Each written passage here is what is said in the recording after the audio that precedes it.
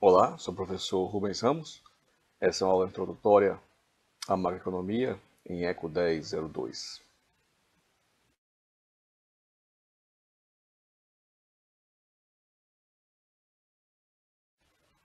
Vamos ver nessa aula que a macroeconomia é a economia do conjunto da economia de um país ou do mundo. Vamos ver o modelo macroeconômico básico, uma rápida revisão sobre renda em termos de consumo, poupança e impostos, o conceito de demanda agregada ou de oferta agregada do produto, o PIB, a equação básica do PIB, que envolve produto e renda, uma breve discussão sobre o que move o PIB, ou seja, o investimento privado, como veremos, e a teoria chamada da propensão marginal a consumir e que gerou a teoria do multiplicador de Keynes. A macroeconomia é a economia, a parte da economia, da teoria que busca entender o país como um todo, a economia nacional, e na relação entre os países, cada vez mais de interdependência, ou da economia internacional. Então, macroeconomia é a ciência dos agregados econômicos, o conjunto das atividades econômicas de um país e deste com o resto do mundo e em decorrência da economia mundial.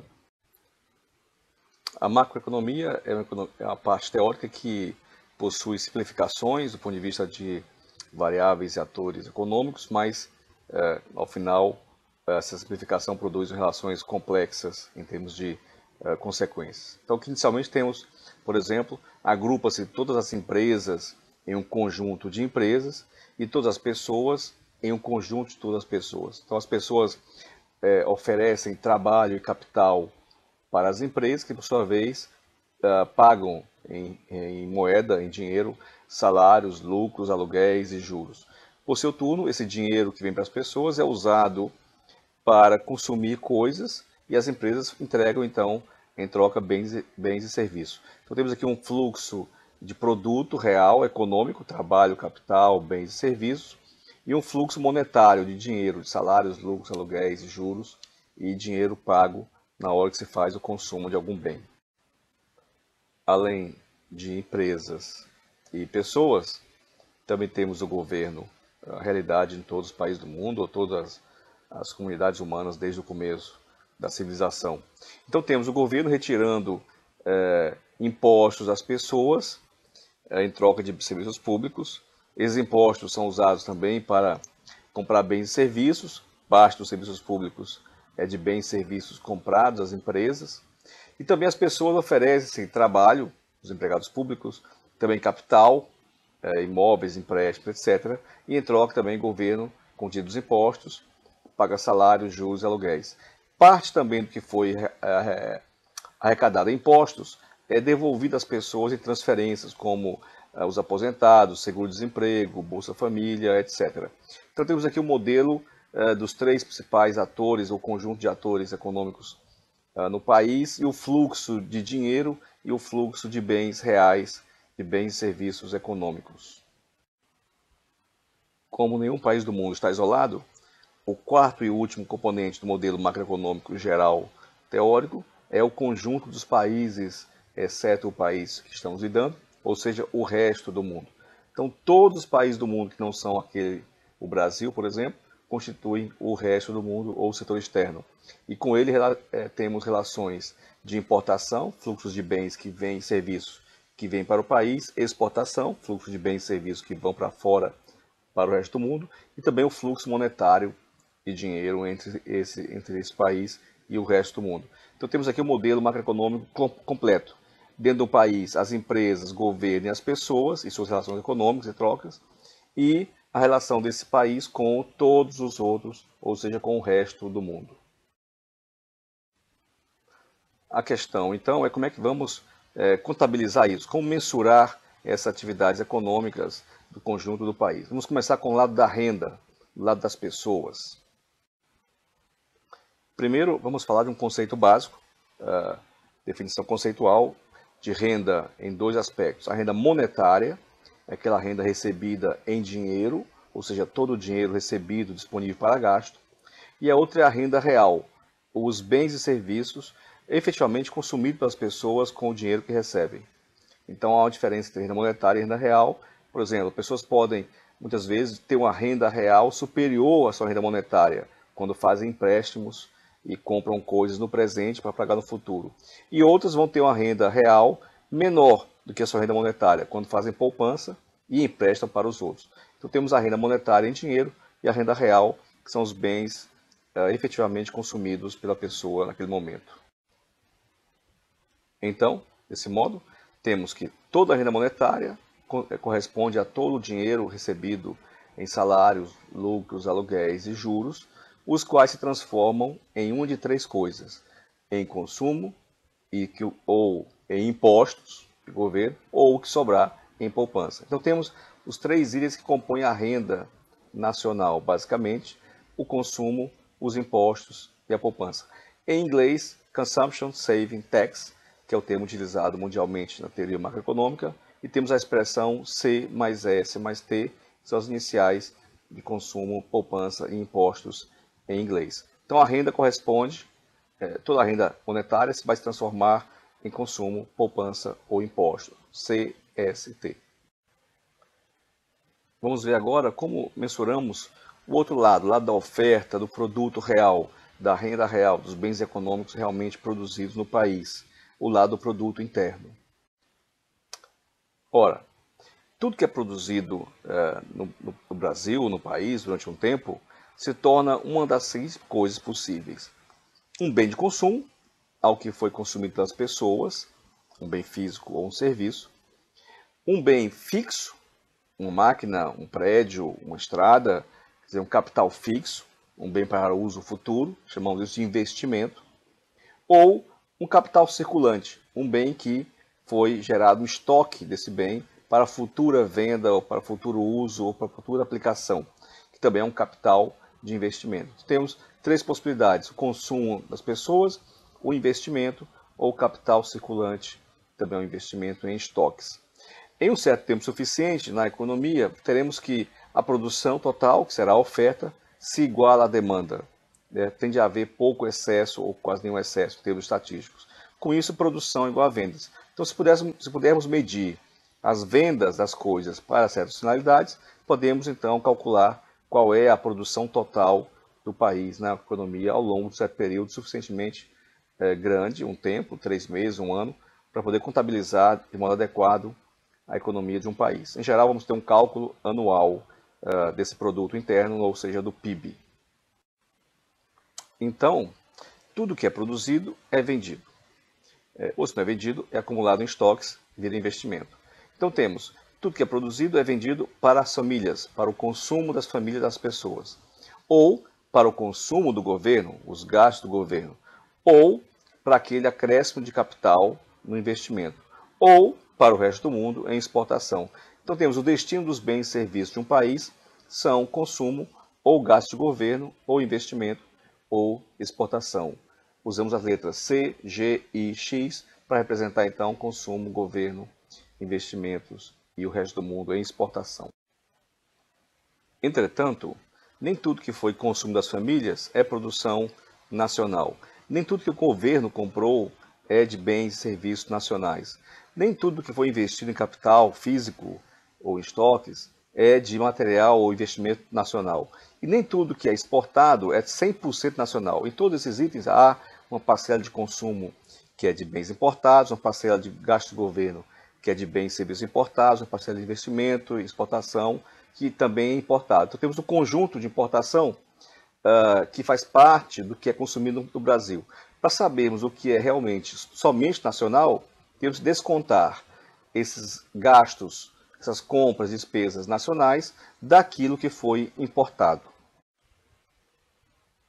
Se nós chamamos de M a soma de a parte do consumo que é importada, a parte de gasto do governo que é importada, a parte dos investimentos que é importado, a parte dos itens de exportação que foi importado, né, componentes, etc., e chamamos de M a soma, e descontarmos tudo que foi consumo de famílias, das pessoas, gasto de governo, mais investimento, mais exportação, menos a importação, ou seja, menos M, cancela-se aqui os termos importados e temos uma expressão que é apenas a produção nacional, o consumo nacional, o gasto de governo de bens nacionais, o investimento de itens nacionais, a exportação que é puramente nacional, ou seja, C mais G mais I mais X menos M produz a expressão do PIB, aquilo que somente é produzido no Brasil, então descontando das vendas totais aquilo que foi importado. Estamos agora prontos para fazer a equação macroeconômica básica, que vai juntar o produto, a produção e a renda das pessoas no país. Como tudo que foi produzido é vendido e virou renda monetária ou renda real, virou consumo, salário e impostos, e toda a renda vira consumo ou é poupado ou vira pagamento de impostos, temos a expressão básica entre produto e renda. Mas como há também trocas financeiras de um país com o resto do mundo, temos que acrescentar do lado da renda monetária a transferência do exterior para o Brasil ou vice-versa. Saldo líquido, transferência financeira entre o país e o resto do mundo. Essa é a expressão, então, completa da equação macroeconômica.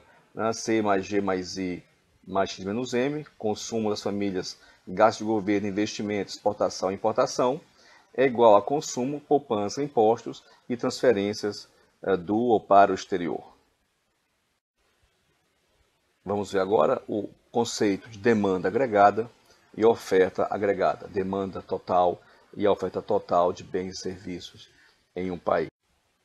O conceito de demanda agregada é a demanda efetiva para as empresas nacionais. Ou seja, não é tudo que foi vendido no país, no Brasil, mas o que foi vendido para as empresas nacionais. Então, a demanda para o emprego e as empresas nacionais. Então, a expressão básica dela é, basicamente, a expressão do produto, C mais G mais I mais X menos M. Isso aqui é o que foi comprado no país da produção nacional. Um gráfico básico dessa demanda em relação ao PIB é similar ao gráfico da demanda do produto, exceto que aqui não temos o preço de um produto, mas o nível de preço, o índice de preços. E o eixo do X é o PIB, o total do que é consumido. Então temos uma curva também decrescente. Quanto maior o nível de preços, menos produtos o dinheiro pode comprar. Quanto mais baixo o nível de preço, mais produtos o dinheiro pode comprar, maior o PIB. A curva de oferta agregada é também a oferta das empresas nacionais, ou seja, o somatório do que foi vendido, do mesmo modo, a mesma expressão. Então, demanda e oferta estão sempre em equilíbrio, então o que foi vendido é o que é produzido e vice-versa. O que muda aqui é o comportamento dessa curva. Então, observe que essa curva cresce de modo horizontal com o aumento do emprego. Então, quando eu tenho situação de desemprego, nós temos um emprego no nível E1.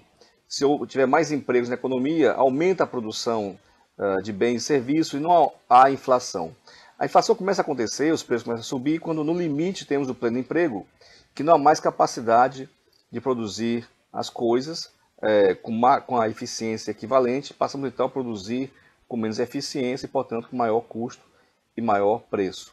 Então temos uma curva que é horizontal no período, depois começa a crescer o nível de preços quanto mais cresce a produção, por ausência de pessoas, e no limite há um crescimento vertical dos preços, porque não há capacidade mais de produzir com aquelas pessoas 100% empregadas, chamado produção de pleno emprego.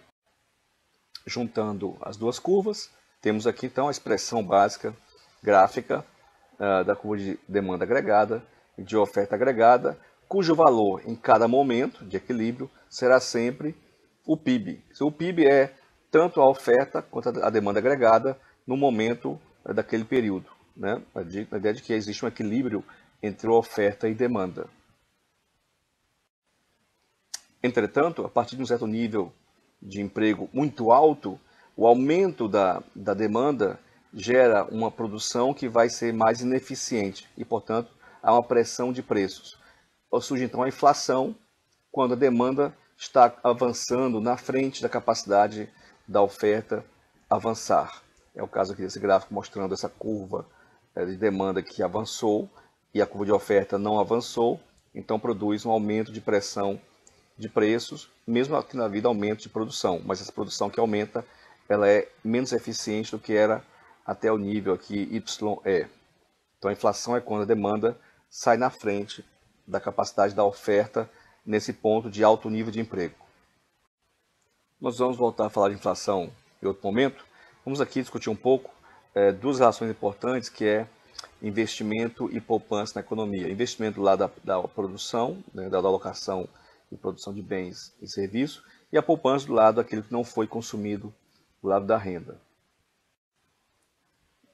Nós veremos em aula próxima que o investimento se comporta em função da taxa de juros na economia, ou seja, quanto maior a taxa de juros, menos investimentos são realizados, quanto mais baixa a taxa de juros, mais investimentos se realizam, e também o outro lado da moeda da taxa de juros é a poupança. Quanto mais alto é a taxa de juros, mais as pessoas querem poupar para ganhar renda, e quanto menor a taxa de juros, mais usam o dinheiro para alguma coisa. Então haverá sempre no mercado uma taxa de juros de equilíbrio que iguala a intenção de poupar das pessoas e a disposição em investir, em pegar empréstimos.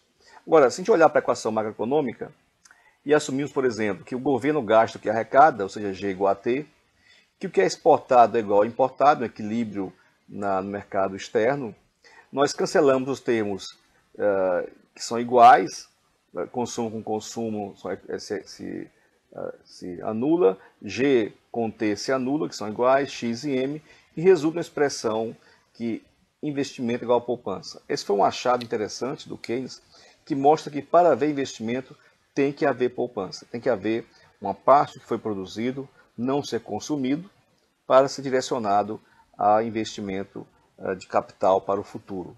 Então, I igual a S é uma expressão básica da macroeconomia, fundamental em termos de compreensão de como funciona a economia nacional. Vamos ver mais à frente aplicações disso de modo concreto.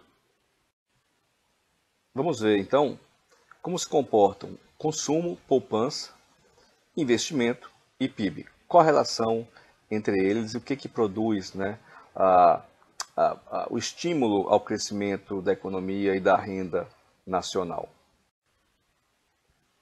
Uma das observações que o Keynes teve, que teve consequência muito importante, foi que as pessoas não consomem de modo similar em função dos seus vários níveis de renda.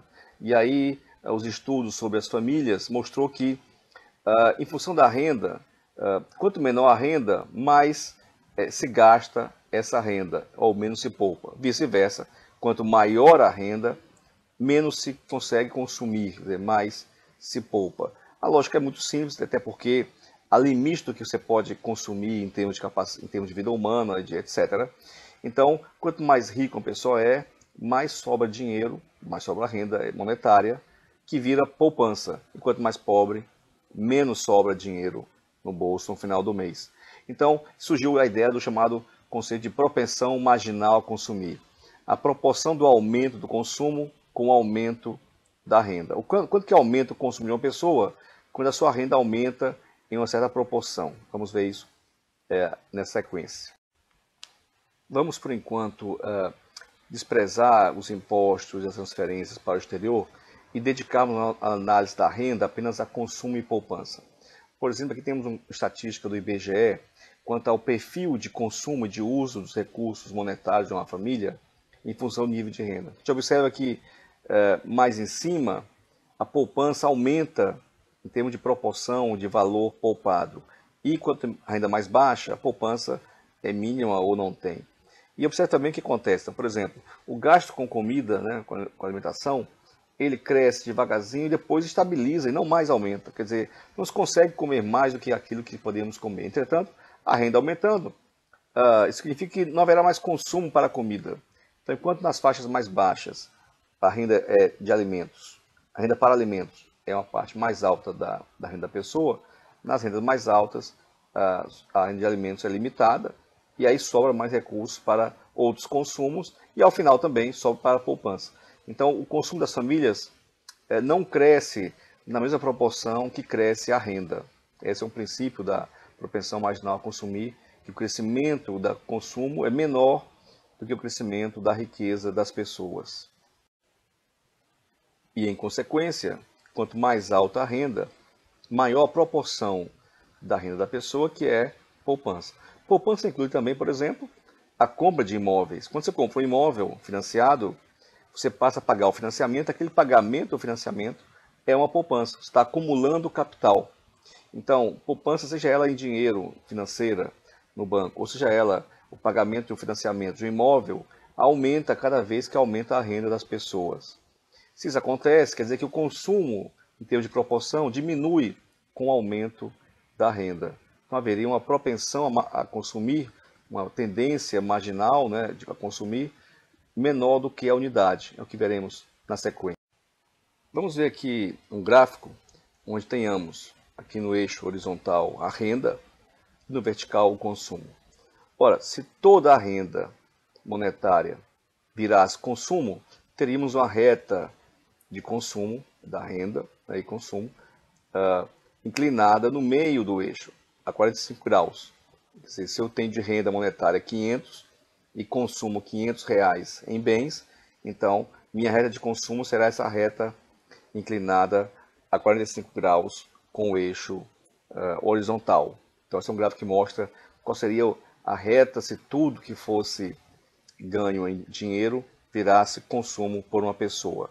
Se fosse maior o consumo do que eu ganho, né, pegando emprestado, essa reta seria mais inclinada do que 45 graus. Se o consumo fosse menor, seria menos inclinada que 45 graus. O conceito de PMC, de propensão marginal a consumir, é então a relação entre o consumo com o aumento da renda, a derivada do consumo com a renda, né? Como vimos já em outro momento, a derivada é a tangente da inclinação dessa reta, né? Se tivermos aqui esse ângulo beta, aumenta a renda dy, sobe o consumo dc, né? O eixo YC, renda e consumo, tangente beta é dy dx. Então essa inclinação dessa reta é a propensão marginal a consumir.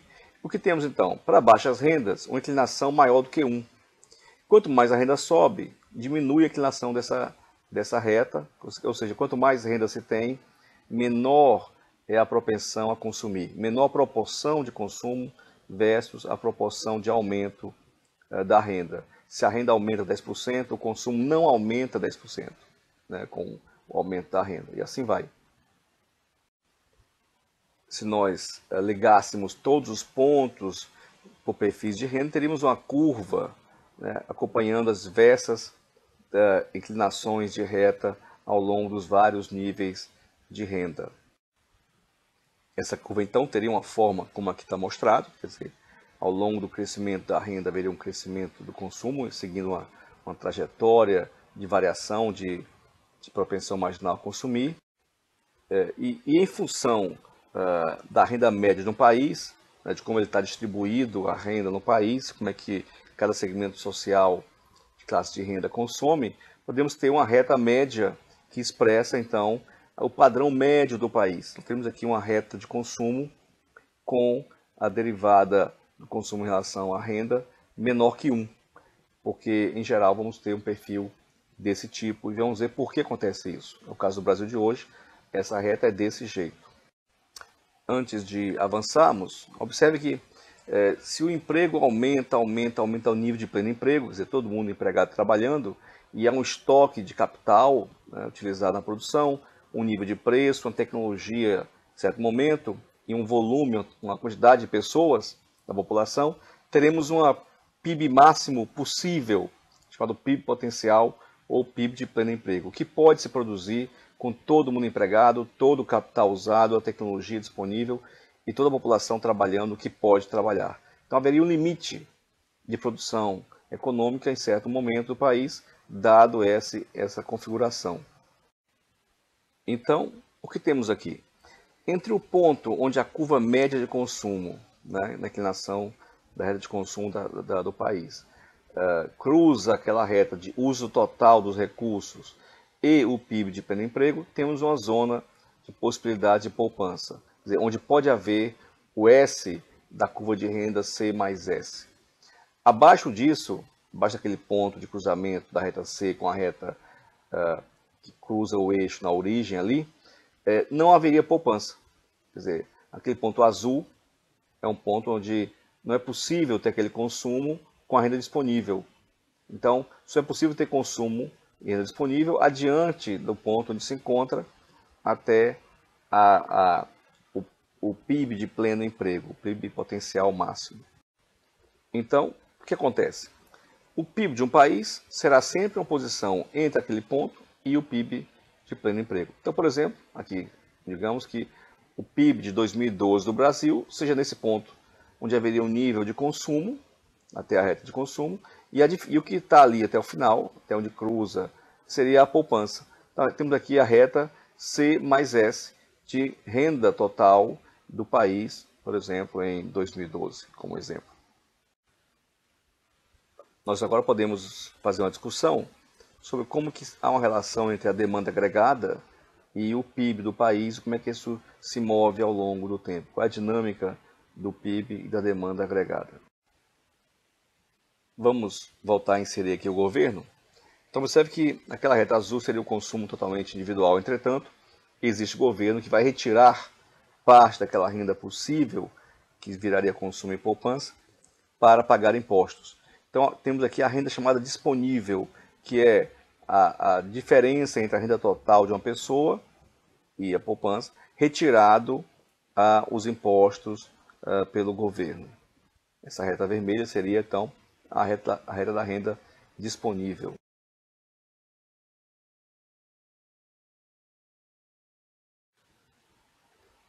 Assumindo, então, que o governo gasta os impostos todos em gasto de governo e as pessoas poupam alguma coisa, temos a expressão da nova curva recomposta, C mais S mais T, que vai ser igual a C mais G mais I. Estamos aqui desprezando o resto do mundo, assumindo que é um país que não se comunica com os outros. Isso para fins de simplificação, né? Então temos que a renda monetária se transforma na renda real do país, C mais G mais I. Então essa é a demanda agregada do país, vai ser aquela reta final daquele ponto possível de PIB, dado um consumo, um imposto, nível de impostos e o nível de poupança. Mas o que será que faz o PIB crescer? Será que as famílias aumentando o consumo produzem aumento do PIB? Ora, observe aqui que na conta da renda, do lado da renda, se aumentar o gasto monetário em consumo, vai sobrar menos dinheiro para a poupança, assumindo que os impostos são pagos. Como a investimento é igual a poupança disponível, menos poupança produz menor capacidade de investimento. Menor investimento, menos empregos. Menos empregos, há uma redução do PIB. Né? Vimos na equação da oferta agregada, o PIB anda para a direita com aumento do emprego e anda para a esquerda com redução de empregos. Então, menos empregos produz menor PIB. Então, o aumento de consumo das famílias que afete a poupança pressiona o PIB para baixo porque limita os recursos disponíveis para o aumento dos investimentos. E se, por sua vez, o governo for aquele que gasta mais, ou seja, puxa os gastos do governo, o efeito prático é que na conta da produção total vai sobrar menos coisas para serem consumidas pelas famílias e para investimento. O mais grave aqui é faltar bens econômicos para investimentos, que produzem então redução de empregos e que produz também pressão de redução do PIB.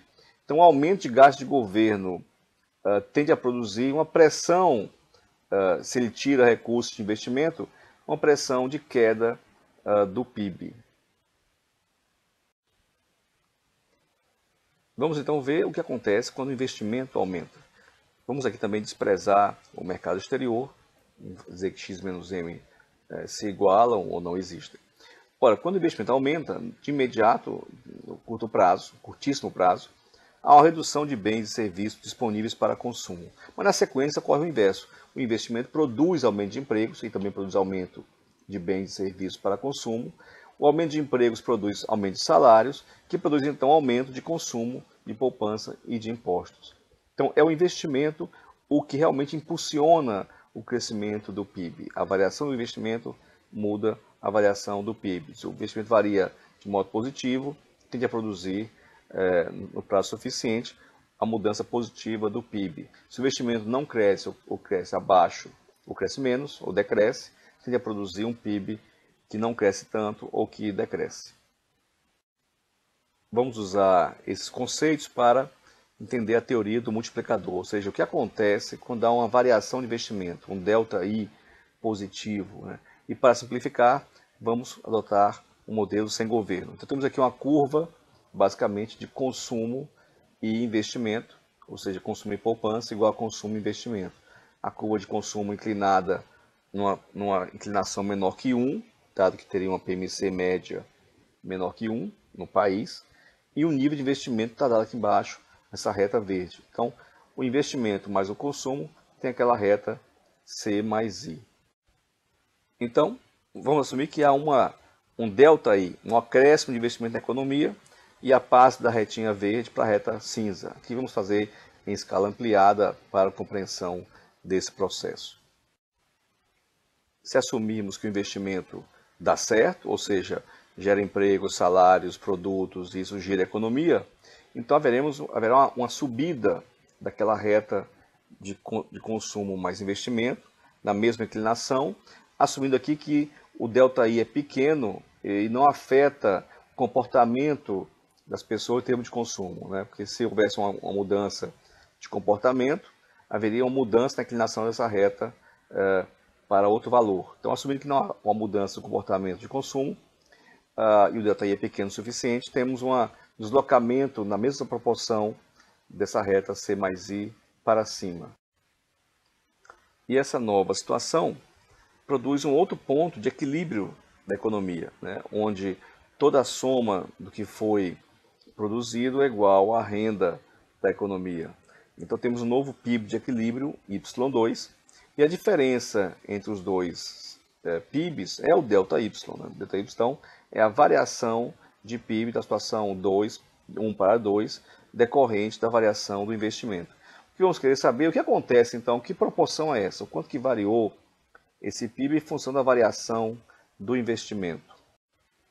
Então, observamos aqui que a distância da linha azul para a linha cinza, lá em cima, é o ΔI. Então, como se desloca, lá em cima temos ΔI.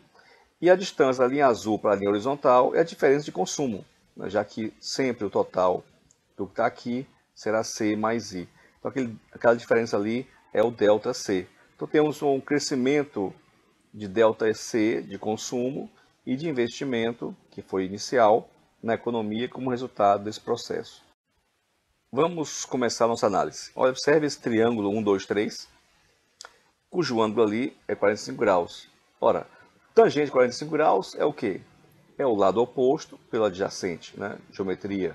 Então temos aqui a tangente de 45 graus, é ΔC mais ΔI sobre ΔY. E a tangente de 45 graus é 1. Então, portanto, temos a expressão ΔC mais ΔI igual a ΔY. Vamos guardar a nossa expressão ΔC mais ΔI igual a ΔY. Vamos agora olhar um outro triângulo, esse que está em amarelo, e cujo ângulo de inclinação ali é alfa. Né? O triângulo compõe de lados ΔC e ΔY, e o lado maior em azul. E o que é então a tangente desse ângulo alfa que está ali? O lado oposto, coadjacente, ou seja, ΔC sobre ΔY. E o que é essa relação entre variação do consumo e variação da renda? É a propensão marginal a consumir, conceito teórico, DC/DY, ou seja, PMC. Então temos aqui ao final que a variação do consumo é igual à variação do PIB, da renda, vezes a propensão marginal a consumir. Vamos guardar essas duas expressões e fazer então agora uma análise matemática, né, desse processo, entender o que acontece nessa variação de investimento, de consumo e do PIB, da renda. Vamos pegar a expressão ΔC de 2, né, ΔY vezes PMC, e substituir na equação 1. Então vamos ter aqui ΔY vezes PMC, né, que é o ΔC, mais ΔI, original, igual a ΔY. Vamos passar esse termo ΔY vezes PMC para o outro lado, e temos a expressão ΔI igual a ΔY menos ΔY vezes PMC. Vamos colocar o ΔY em evidência e ter a expressão ΔI igual a ΔY vezes 1 menos PMC. E vamos passar esse termo 1 menos PMC para o outro lado, né? Se está multiplicando aqui, passa dividindo. Então temos ΔI vezes 1 sobre 1 menos PMC é igual a ΔY. E para ficar mais claro o que nós queremos, apenas invertemos de posição os dois lados e temos a expressão ΔY é igual a ΔI vezes 1 sobre 1 menos PMC. Ou seja, a variação da renda, do PIB, é igual à variação do investimento vezes 1 sobre 1 menos a propensão marginal a consumir, a proporção com que as pessoas consomem com o aumento da sua renda. Essa expressão é a chamada teoria do multiplicador. E esse termo 1 sobre 1 menos PMC é o multiplicador de Keynes para o investimento. Ou seja, aqui um exemplo, digamos que temos uma PMC 0,67, sempre menor que 1, porque nem tudo que se ganha de mais de renda se transforma em mais consumo. Uma parte não se gasta, se poupa. Então temos 1 sobre 1 menos 0,67 é 1 sobre 0,33, que é igual a 3. Então a expressão para esse PMC é que o PIB vai variar, ΔY, 3 vezes o que variar o investimento. Então ΔY igual a 3 vezes ΔI. Aí tem a ideia do multiplicador. Se o investimento aumenta em 10% o seu valor, se tem um investimento de, digamos, 200 bilhões, e ele aumenta para 220 bilhões, aumentou em 20 bilhões, o PIB iria aumentar em 3 vezes isso, 3 vezes 20, 60 bilhões de moeda. Hoje no Brasil temos um PIB da ordem de 5 trilhões e o investimento da ordem de, digamos, só para arredondar, 20%. Então temos 5 trilhões vezes 20, 1 trilhão em investimento, ordem de grandeza. É um pouco menos que isso, mas só para ter um cálculo simplificado. Se o investimento aumenta em 10%, aumentaria então em 100 bilhões, o que produziria um aumento de 300 bilhões.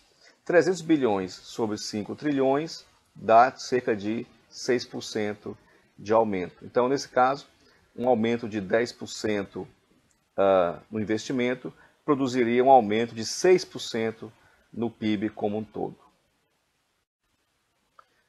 Essa expressão é a chamada teoria do multiplicador.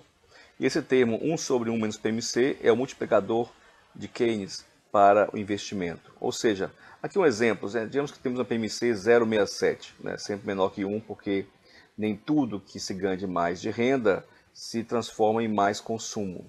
Uma parte não se gasta, se poupa. Então temos 1 sobre 1 menos 0,67 é 1 sobre 0,33, que é igual a 3. Então a expressão para esse PMC é que o PIB vai variar, ΔY, 3 vezes o que variar o investimento. Então ΔY igual a 3 vezes ΔI. Aí tem a ideia do multiplicador. Se o investimento aumenta em 10% o seu valor, se tem um investimento de, digamos, 200 bilhões, e ele aumenta para 220 bilhões, aumentou em 20 bilhões, o PIB iria aumentar em 3 vezes isso, 3 vezes 20, 60 bilhões de moeda. Hoje no Brasil temos um PIB da ordem de 5 trilhões e o investimento da ordem de, digamos, só para arredondar, 20%. Então temos 5 trilhões vezes 20, 1 trilhão em investimento, ordem de grandeza. É um pouco menos que isso, mas só para ter um cálculo simplificado. Se o investimento aumenta em 10%, aumentaria então em 100 bilhões, o que produziria um aumento de 300 bilhões. 300 bilhões sobre 5 trilhões dá cerca de 6% de aumento. Então, nesse caso, um aumento de 10% no investimento produziria um aumento de 6% no PIB como um todo.